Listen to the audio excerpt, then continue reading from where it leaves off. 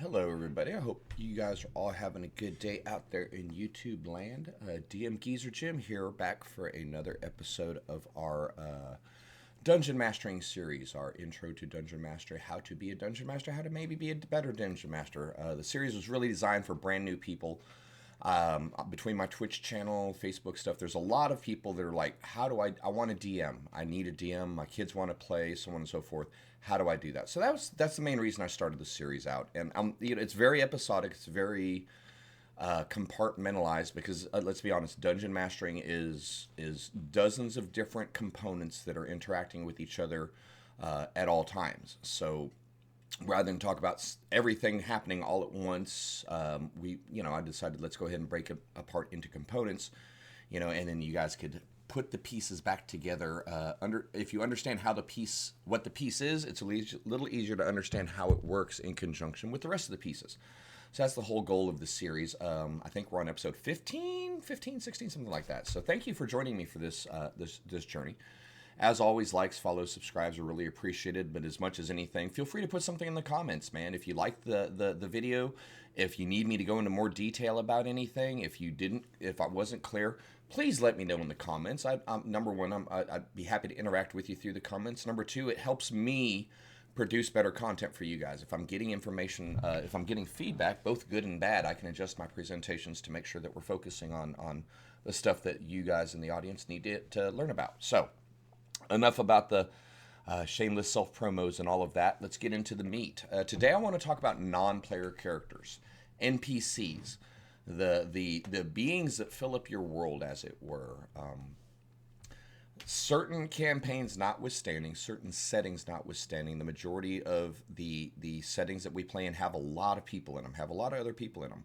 If you're playing Waterdeep Dragon Heist, you've got, or anything in Waterdeep, you've got, depending on the time of year, between 250,000 and 500,000 beings that are living in this city. Now, we don't have to know all of those. No one knows all of those. It's not intended to be that. But if you're working in a city environment, if you're working in a town environment, if your players are passing through a farm to help with a local bandit problem, they're going to deal with non-player characters. The non-player characters are how we tell the story outside of mechanics and environment. By that, what I mean is combat is combat. Combat tells a story. Whenever you're rolling to hit, rolling damage, rolling saves, that's telling the story. We're designing the narrative as we go. I swing my sword and I do a lot of damage with it. He shoots at you and you duck to the side of it because he misses. So that narrative is being taken place of through mechanics. Scaling a mountain, climbing a mountain, navigating through a swamp. We have the verbiage that we're using to describe the situation, to describe the environment, to put our players, put the image in their mind's eye, if you will. And then everything else is die rolls. We're sitting here saying that, based on the depth of the water and your movement speed and the murky bottom below, there's a chance that you get mired. Roll a DC 12 check on strength to make sure you don't get stuck in the quicksand and stuck in, and trapped in the water. Once again, we're using the environment to tell the story. We're using the mechanics of the die rolling to propel the story forward. The third way that we move a story, and honestly the most often used and, in my opinion, often neglected, is the non-player characters. They are the people, the quest givers, the princesses needing rescues, the scoundrel banker that needs to be robbed, the homeless waif who needs a penny. The non-player characters that are in your world are going to be how your players relate to the world through peers, through fellows, how you're allowed and how you're able to tell stories and how you're able to express conflict. A lot of times, if you're just in random adventure mode, go and hack and slash and kill, then the only thing you need from the next person is to know what's my next target, how much am I getting paid. And early on, that's kind of the depth and breadth of your non-player characters. But they're a huge storytelling tool. They're a major. They're one of the biggest, if not the biggest, tool that we have in our toolbox to tell a story, to motivate our players, and to steer our players along certain avenues and adventures. So, I want to spend some time. Let's talk about where non-player characters. Where do we find them? How do we use them? How can we give more depth to them and make our players actually care about them? This is kind of some, a couple of philosophical statements, if you will, get out of the way up front. If the only time investment that you put into your non-player character is to use a random name generator and jot it down, and you don't even take the time to pronounce that name or learn how to pronounce it correctly to begin with, your player character is going to care about, your players are going to care about that person exactly that much.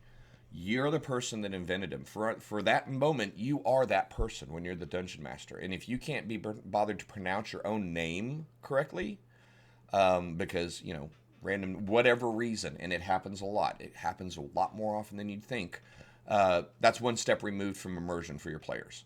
Oh, DM can't even get this dude's name right. He's not important. So pay attention to something as simple as a name.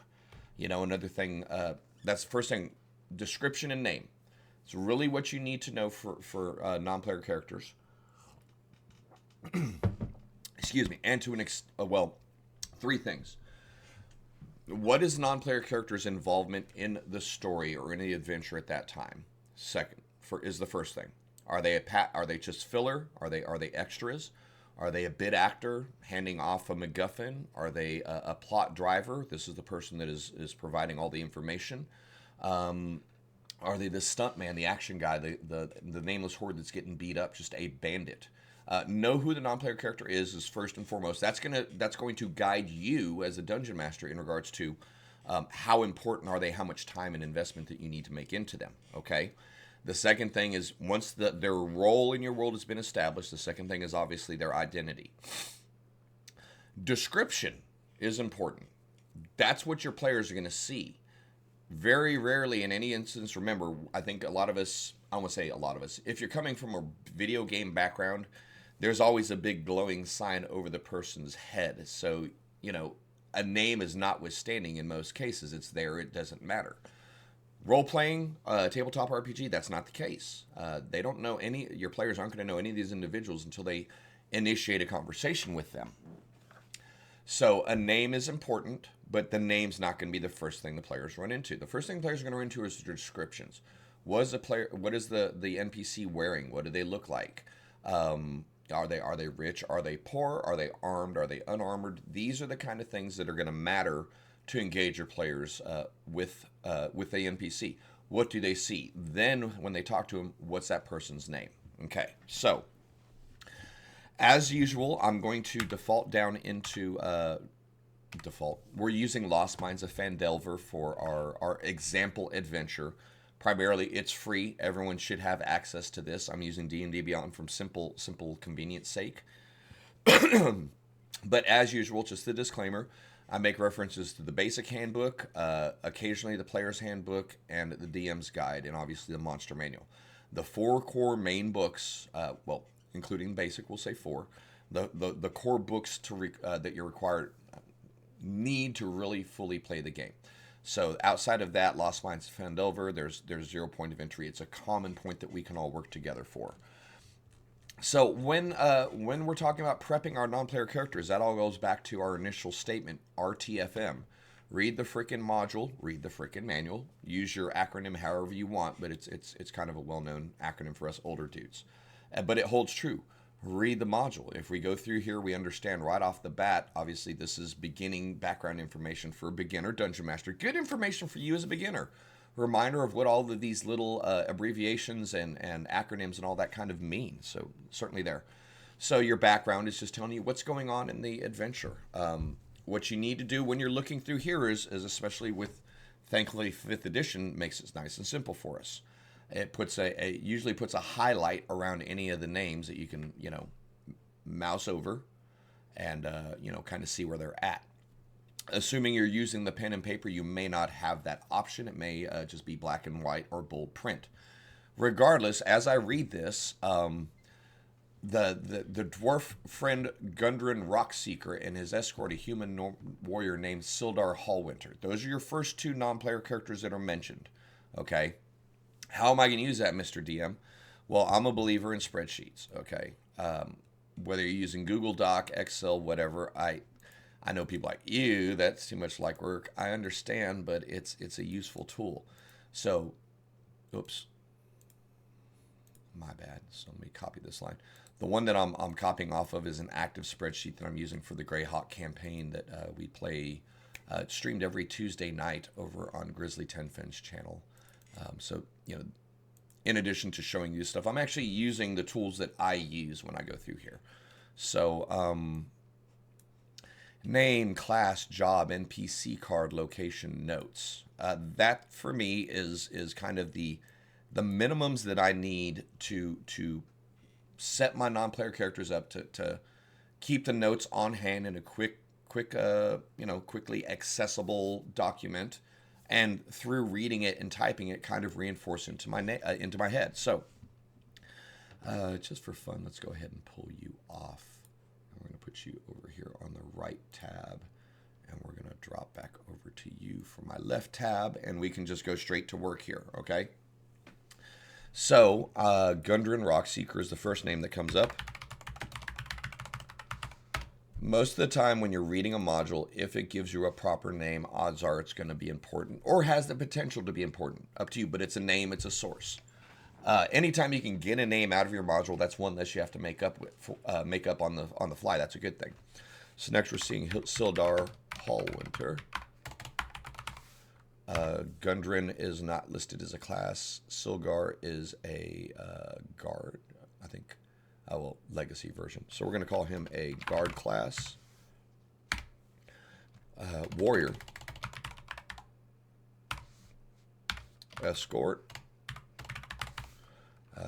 Gundren is a merchant. NPC card, we'll say noble for now. We'll adjust as we find it later. Down here, we're going to say NPC card veteran. When I say an NPC card, that's just what I use to refer to the stat block.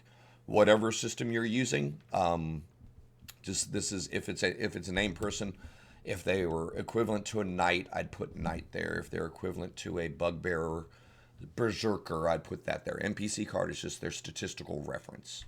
Location, Gundren captured right now, and I believe he is in the Cragmaw Castle. I know that because I remember it. We don't see it here right now. They've captured. Well, there we go. The goblins have captured Gundren Rockseeker and his escort Sildar Hallwinter.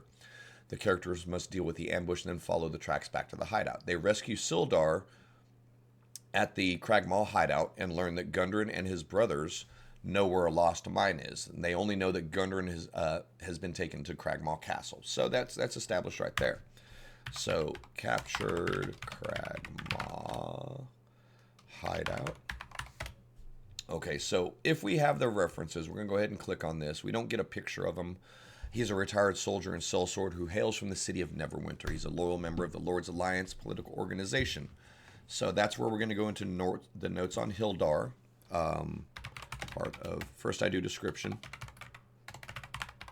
How do I determine the description? We're looking at a, believe Sildar is a dwarf? No, human. We're going to call him a human. Middle-aged. Because it doesn't tell us 5 foot 10 inches, and let's call it balding, brown hair, brown eyes, beaten up and dirty. So for me, the descriptions will be the notes, and I could also honestly, in this particular case, let me change that to description and add another column over here for story notes. Now, again, I'm just slowly doing a demonstration on how I go. I don't necessarily want to spend the entire time of this tutorial of this video rinse and repeat, rinse and repeat, rinse and repeat. So that's, let's go ahead and get that out of the way. We're not going to do that the whole thing. I just wanted to show you an example of how me, as a dungeon master, how I personally handle note-taking and filing, tracking information on non-player characters. So why is all this important? Why are we going to go through all of this work knowing, and let me go ahead and go back to this document right here that I'm using on the left. This is my full-time document. My players have ran into and interacted with 15 of the people on this list. Okay. We're probably in excess of probably about 95 people on the list, 90 people. So 75 to 80 of the non-player characters I created, they never ran into. But that's not a big deal. And here's the reason why. If they didn't run into them, they never encountered that name, that description, that job, or that location. So that NPC is simply a copy paste to my next spreadsheet when the players go, for the next thing. Making a big heavy duty batch of non-player characters on the front end isn't going to hurt anything because you can still use them later as long as they're not location specific. My name is Bran Daggerford of the Daggerford clan. You may not want to use Mr. Daggerford over in the village of Shadowdale, over by the Sea of Fallen Stars, using, for example. So some of it, make sure that you're paying attention to logic when you're assigning backgrounds, names to your player characters. Focus on descriptions, honestly. There's a lot of resources out there to help you with that. As a dungeon master, I honestly refer a lot of people over to the product 1040 City Systems. It's a first edition box set that was based on the city of Waterdeep. Ignore all of that. There's a lot of really good tables in there. But wherever you want to go and search for resources, there's not a lot. I'll have some over on my Patreon. I'm not trying to plug, but it's something that a lot of dungeon masters provide. Either A, you make your own random generation tables for descriptions. B, just let your imagination go. Or C, secure some. Getting a system to figure out descriptions for your players is ideal. A lot of that's going to be the species and the race. So then we take a step back from there.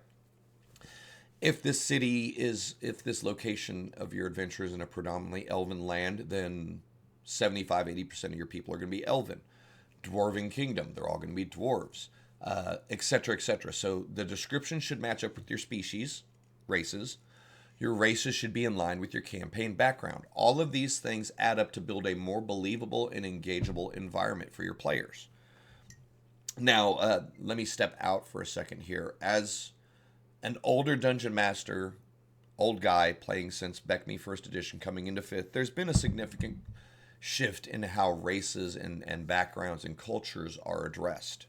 Now, these days, I don't even present the race of a character unless someone asks for the description, and then I go to it. So there is a little bit more of a depending on your play group, depending on your generation, depending on how you look at things, you might need to be a little more cognizant on multicultural presentations. That's a great way to put it. So depending on your setting, depending on your adventure, certain descriptions aren't going to be there. If you're in Cormyr, there's going to be a lot of dragonborns. If you're in Calimshan, there's going to be no dragonborns. So make sure that you're paying attention to your setting, the background, and all that as you stock your non-player characters out. We're using non-player characters to reinforce notions of our settings at this point. Man, I heard there were only humans here, but I thought that was a rumor. I'll be good. Now, no wonder why everyone's giving us a stink eye. We got a half-elf, a gnome, a Dhampir, a dragonborn, and an Aarakocra walking down the street, and the entire city's human. That can be, as long as it's not done in a hostile, menacing way, that's really a story-building type of a thing. So another example of using your non-player characters to drive your story, not so much through, hey, player, I have a quest, more through the presence and the appearance of people sets the mood and sets the tone. Now, naming your non-player characters is important. Making sure they have jobs, think about a lot of this video game or this story or this show is so immersive, so great because everyone's actually doing things. You want that in your world, you got to put the effort into it. Spend the extra 30, 45 seconds of dialogue describing the people in the background. Some of your players may assume, as you say, you're walking to a large bustling town and their mind's eye fills in with the wagon with hay and 10, 12 people moving this way and the guy on the left hawking the goods and the kids running by playing the hoop and the lady dusting out the sheet from the upper window and all of that stuff I just described to you. Were either you have to assume two things. Either A, the players, as you say, a large bustling town, see that in their mind's eye, or B, we present that. And every one of those scenes was incumbent on a non-player character going through an act of daily life. which is what I strive for as a dungeon master, and what I hope you build towards. Now the challenge comes into where our party walks up and says, "Hey, what are you selling?" You better have something on hand to be selling. If you want to ad lib it, ad hoc it, feel free to do that. Again, keep a resource table around of I've got several D20 charts that in a pinch you're walking down High Hook Street. It's a pretty busy place. You see a few shops, 5 shops on the left, 3 shops and a warehouse on the right. All of the shops have apartments above them, and your players go, "I want to go in the third business on the left." Kind of the same thing. How do you handle that? The same technique that you use to handle the random building entry is the same technique you use to handle the random non-player character engagement. Do you have a system? I recommend, if you don't have one, find one or build one for yourself. It's only going to add immersion. You can only use the names Bob, Chuck, Bill, Ted, John, Jack, and Joe so many times before your player's like, yeah, I don't even care what your name is. Just tell me what I need to do. Tell me where I need to go. And once in a while it gets humorous, but after a while that shows disengagement with your setting and disengagement with the adventure. That's not necessarily a player fault. That's something that lies in our hands as dungeon masters. If you want your players to care about the non-player characters in your world, you have to care about the non-player characters in your world. If you want your players to invest in in this town and in this town's population, you need to have done that prior. Having names, having descriptions, having jobs, having goals, and having relations within a city themselves. Make sure that you have that undercurrent. And I'm not necessarily saying you have to write out an entire soap opera, but the more tools that you can give yourself to play with, the more ways you can work your party into something. This is kind of an abstract way of talking about it. Let me just go back to a table here so you're not staring at me, staring at you, staring at me, holding hands. I'm sorry, I'm kidding.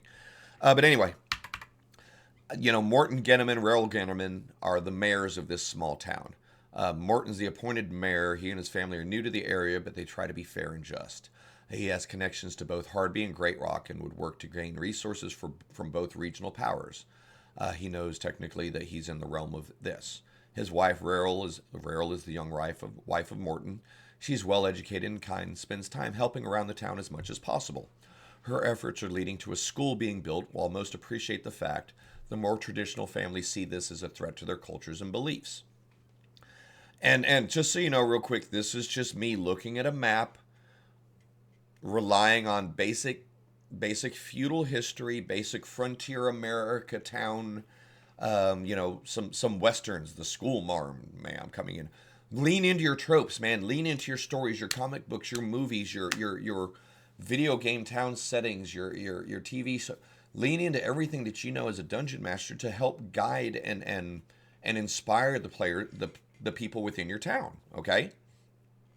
That will then, as you do that, it will guide you as you build out your town a little bit farther, as you fill in the non-player character names. Oh, this guy's going to be doing this, which means this guy down here, because he's an old traditionalist, isn't going to like this girl up here. Ooh, before long, you'll have your own intricate plots going on within the town. So the next step from there is, once you form these, maybe your players stumble across them, maybe you don't.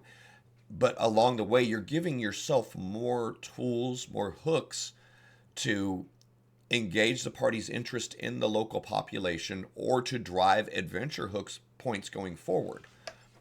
So that way you're not as reliant on having the quest board, adventurers needed, proceed to this cave, kill these, once done, return form, and I'll give you next thing. You can do that, but man, I think over the course of time as a dungeon master, I believe you and your players will appreciate and invest more into a world filled with believable, engageable non-player characters.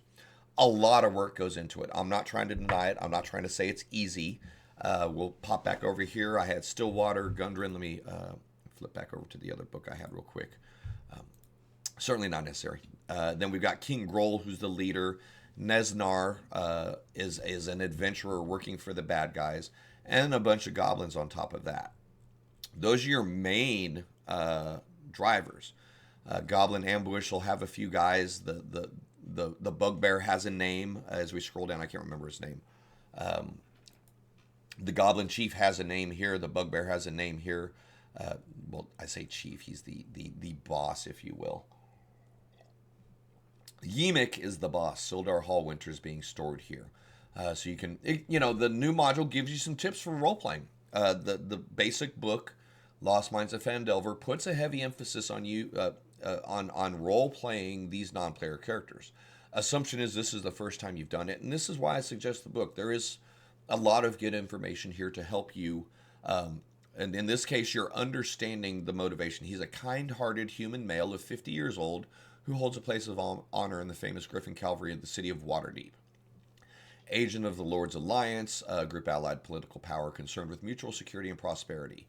He met Gundren and Neverwinter and agreed to accompany him back. So he's not even, doesn't necessarily know Sildar or Gundren very well, but, hey, shit, I'm headed that way. Sure, I'll take your money and guard you. So he's actually trying to find out about a guy named Arno Albrecht, first mention of another player character, a fellow member of the Lord's Alliance who disappeared after they got to Phandalin. So now you're setting a second stage for efforts and for adventure within the city of Phandalin. So where are we at here? Let's just do a real quick total. I said I wasn't going to do it, but let's demonstrate. We got some time. Chat a little bit as we do it here. So I've got Gundren. I've got Sildar. We now got we now have Arno Albrecht. The three Rockseeker brothers. We've got Tharden to add, and Nundro to add to it. Clarg the Bugbear. So this is all in the Sildar thing. Okay, so let's add Clarg. And that's really, honestly, that's it for here. Oh, I forgot Yemik, sorry. And then when you get to Phandalin itself, we get another small list of important non-player characters. Well presented. Now, real quick, guys, depending on your adventure module, you might not have a single block that says all your important non-player characters. You might have a section or a sidebar or a cutout in every chapter. It depends on your books. Depends on your adventures. But let's go ahead and just throw some names in real quick. Toblin, Elmar, Darren, Lenine, Halia, Quellen, Sister Garail, oops, we'll spell that, and Harbin, and we already have Sildar. So right now we're up to 14. I'm sorry. 15 non-player characters in the first chapter and the beginning of the second chapter that are named and given to you that your players can possibly encounter. So this is 15 different individuals that you as a Dungeon Master, thankfully you're given a tiny bit of information about each of these guys in the starter module. But you want to know who they are, what do they look like, where do they work, what's their function in the plot, what's their function in the town, and how do they behave towards the players. Ideally, you want to establish a different identity whenever possible, and the depth of that is up to you as a Dungeon Master. You don't necessarily need Elmar Barthen to be able to provide his entire genealogical line. Sometimes players will go that way. How long you been in town? Oh, I'm a third generation shopkeeper. Oh yeah, who was your daddy? Cosmar Barthen. Oh really? Who's your grandpa? Milton Barthen. Oh, that's good. Your players don't put it past your players to go sideways with things. So the more established and the more fleshed out your non-player characters are in your note taking and in your preparation, the quicker you'll be able to provide those answers to your player, the more confident you can be able to present that information, and the more engaged your players are going to be. Now, we'll step off just on a different tangent. Not really a different tangent. I've been focused a lot on name, description, place, all of that. Some of the most memorable players and non-player characters in your campaign are going to be extras. Okay. So take a focus on that. I can't remember my streamer's name, God bless him, but gave me, one of the best ideas I'd ever heard of. And it wasn't even an idea, it was something. This is a perfect example. This is a low-level group that's been working around in an area for a little while. As they leave the town, they go along this major stream that leads to a lake as they go off to X, Y, or Z. So over the course of 5 or 6 trips in and out of their home base, a lot of mornings they run into a fisherman. The players don't know the fisherman's name. They've never seen his face. He's always walking towards the river or walking along the stream with a canoe over his head. So they kind of hear his deep, echoey voice, his deep voice echoing from beneath the canoe. He's Canoe Guy. The players are absolutely enamored with Canoe Guy in the extent that that's all they know of him. But they always, hey, Canoe Guy, hey, guys, kind of like Crabman from My Name is Earl, that kind of a thing. So here's the thing. One day, Canoe Guy's not there. No one thinks anything because he's just Canoe Guy. 2 or 3 days later, Canoe Guy's not there. Oh, that's strange. I wonder how Canoe Guy's doing. Day 4, 2 rando guys walking back up towards the town carrying Canoe Guy's canoe. They don't know who Canoe Guy is. They only know his voice. They've seen his shoes, his pants. He's always been friendly, but that's it. But they're going to care about Canoe Guy because he was unique. He stood out to them. So all of a sudden, what happened to Canoe Guy? Oh, you mean Wilford? Oh, is that his name? Yeah, we don't know. We found his canoe up on shore. All of his gear's gone. All we can assume is something bad happened to him. Oh, hell no. We need to find out what happened to Canoe Guy. Instant hook. Based on a non-player character whose only unique feature was the players never saw his face. Think about the old show, The Home Improvement, Wilson. The whole spiel was you only saw his eyes. Little things like that you can use to add a unique nature to a non-player character.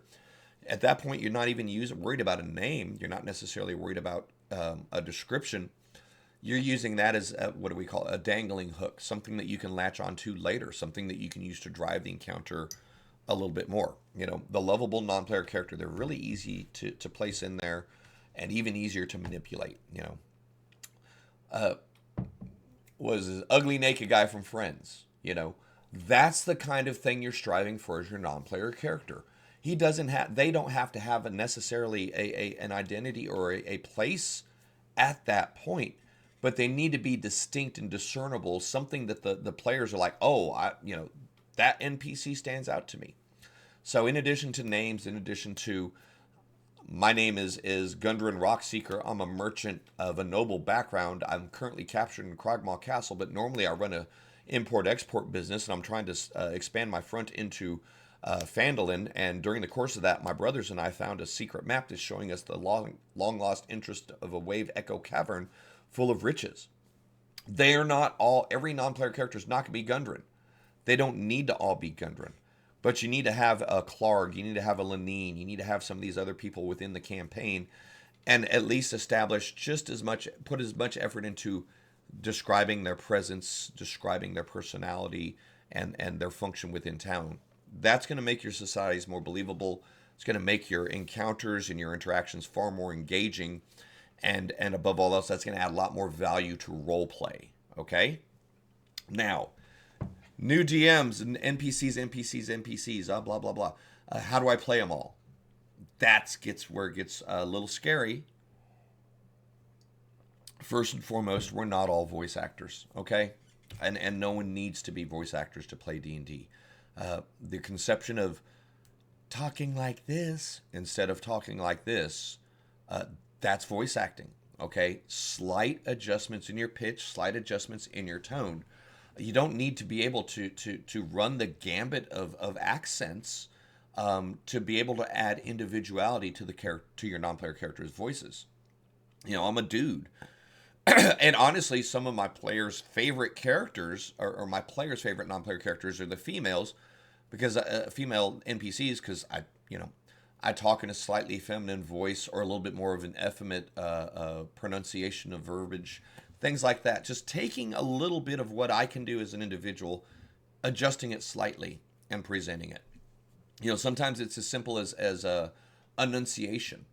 A lot of times we're going through non-player characters so quickly in some adventures that I don't want to do a distinct voice, so I'll let the accent slide. I'll kind of get a little bit more deep down, get a home south, get kind of into bayou, kind of know what I'm talking about. Maybe get some boomhauer going on here, and when I slide into that, my players know, that I'm describing country folk, non-city, non-educated, and I'm not trying to be a dick about it. That's how I normally talk, and I consider myself well-read. But it's easy for me to hit for the general populace. So that way, when they're talking to the Lord, I don't use an accent. I speak with very good pronunciation. I try to neutralize any presence of any accent whatsoever. Make sure that I'm speaking in complete, distinct sentences. And I might add a little bit of floofiness to the voice just to make sure they're doing that. But that's the extent of it. So as long as you're able to slightly adjust between the non-player character voices, that's all. That's voice acting, guys. We don't need to be Mercers. We don't need to be the cast of the Mighty Nine to be able to DM. Don't feel intimidated because professionals are good at it. That's what makes them professionals, guys. It's okay. No one, and honestly, if your table's going to judge you because you do a bad voice, remember, first and foremost, if they're laughing, they're having fun. So that's not a bad thing. If they're having fun at something, they're going to remember it. Even if the voice was horrible and it was shrill and silly and oh my goodness, and I'm doing my best Karen I can, you know what? It's going to stick. And that NPC is going to have a space in your player's character's heart. And now you have either the plot driver that your players are engaged with because that person was actually in the story, or you have a non-attached character that you can suddenly strap onto hook as bait and move around forward. Using voices, using enunciation, using pronunciation, accents even. And I'm not talking, an American versus British versus Australian. They all end up sounding horrible when I do it. Your local accents, New York versus Texas versus Midwestern versus West Coast. In the United States, there's enough of a variety, and lean into it. Have fun with the stereotypes and the tropes, man. Don't feel like you got to do Scottish every time you do a dwarf. I can't do a Scottish, man. I've never played dwarfs. So don't worry about trying to add a whole plethora of accents and voices and pitches and tones to your toolboxes as a dungeon master when you get into non-player characters. Above all else, just this is the bar that you want to set yourself for voicing non-player characters. Are you able to converse with yourself as two non-player characters and your party is able to discern which is which? If you're capable of doing that, that's the extent. If you can do 3, man, you're getting really good. If you can do 3 different non-player characters engaged in a conversation with each other that your players can listen to, gather information from, and know whom is whom, that's dude, you're getting to pinnacle NPC management at that point. That's really what you want to be able to do, voice acting wise. So if you've added in, if you've already established names and descriptions for each of these people, and your players kind of get an inkling for the 2 of them or the 3 of them where they are in the town hierarchy, and one of these guys is really important to the mission, and then you're able to engage all 3 in a crosstalk while your players listen. 100% exposition time. You're dropping plot hooks. You're giving you're giving them clues as to where they need to go. You might be informing them of a conflict that they weren't even aware of before, so on and so forth. So at that point, we're now using non-player characters to fully drive the story forward. We're not dependent on the quest board, the golden question mark and the golden exclamation point standing over the one guard at the corner of town. That works fine early on. I'm not telling you not to do that when you first start. I'm just recommending that as you grow as a dungeon master, focus on growing your skills as running non-player characters, both in organizing them, developing them, and even role-playing them. As your skills improve with management and play of non-player characters, your engagement and your immersion within your campaign world for your players is going to increase as well. That's a promise.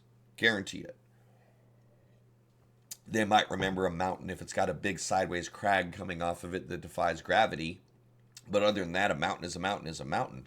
Was that the dungeon that was here, or was that the dungeon was there? No, that was the one we fought the skeleton lord in. Okay, was that the one there? Those things run together. The fun little believable canoe guy are things that your players are going to remember forever. The things that tie your players back into.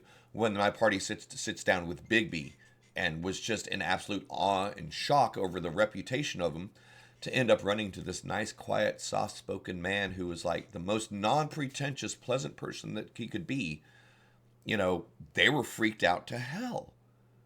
So yeah, being able to vary your personalities, the presentations of that's huge. But I'm going to go ahead and close up this recording now. I'm trying to keep them under an hour as I get better, hopefully a little more tight and focused. But yeah, guys and girls, y'all, thank you for joining me.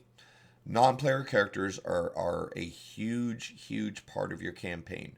Utilize the tools that are given, for example, in Lost Mines of Phandelver, that teach you and guide you in how to role-play your non-player characters in a given module. Most published modules will give you, as a dungeon master, a little bit of guidance, at least knowing their motivations and their placement within the plot. Sometimes a lot of times you have to do your own work on descriptions and class ability and all of that. But they're there.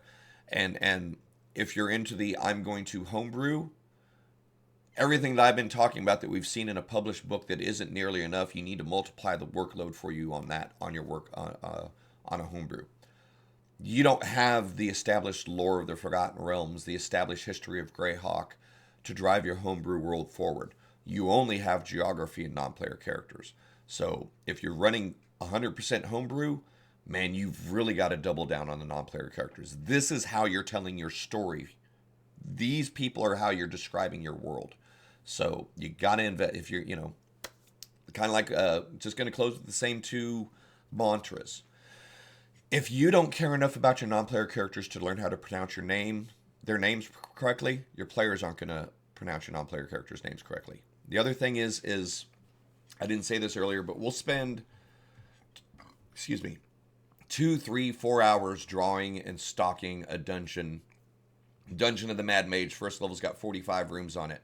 No group's going to hit all 45 rooms, yet we prepare them all. And we'll spend 5 minutes making the map of the room and a couple minutes picking out the tokens and another 3 or 4 minutes setting up the encounter, another 3 or 4 minutes pulling up the treasure. So we spend 15, 20 minutes on an encounter in a room that our party probably won't even see and doesn't even work anywhere else because it's part of this dungeon. But we type in random name into name generator to bring up a non-player character that is going to drive our story forward for our party. There's kind of a there might be a disconnect. Maybe look at reprioritizing some of your prep time a little less off of not even reprioritize, just the willingness. If you're willing to do all of that work to set up a combat encounter and a trap that your party will likely never encounter, be willing to do the same type of work for non-player characters that your party is guaranteed to interact with. That's kind of the best way to say it. But hey, guys, thank you for joining this DMGeezer's Guide to Dungeoneering, Dungeon Mastering, whatever we're calling it these days. But yeah, it's very important to put emphasis on non-player characters. Do the research, figure out who they are, where their placement is in your story, what do they look like, make them living beings so your players appreciate them and treat them as living beings and treat the world as a living world. But hey, hope you enjoyed the video. Likes, follows, subscribes, do all that kind of cool stuff. If you know an aspiring DM that might need this stuff, feel free to share a link with them. And above all else, as always, hit me up in the comments. Let me know if you need more information, less information, any of that kind of stuff. I'd love to. I'm doing this as a teaching series as much as anything else. So if there are things I'm missing or you need to know more about, drop them in the comments. Check all my bios down there. Hit me up on Patreon if you want to do some long-term support. I would really appreciate that. That's getting refreshed at the start of November. Obviously, I'm over on Twitch daily, Monday through Friday, 11 a.m. to 1 p.m. U.S. Central Standard Time. Definitely feel free to jump in there and join me for a chat. Hey, I saw your video on this and I wanted to ask you some questions. Dude, I'll go right into it with you. But y'all be safe out there. Thanks for your time. Whether you're here 5 minutes, whether you're here the whole time, I appreciate you sharing your time with me. You guys be safe.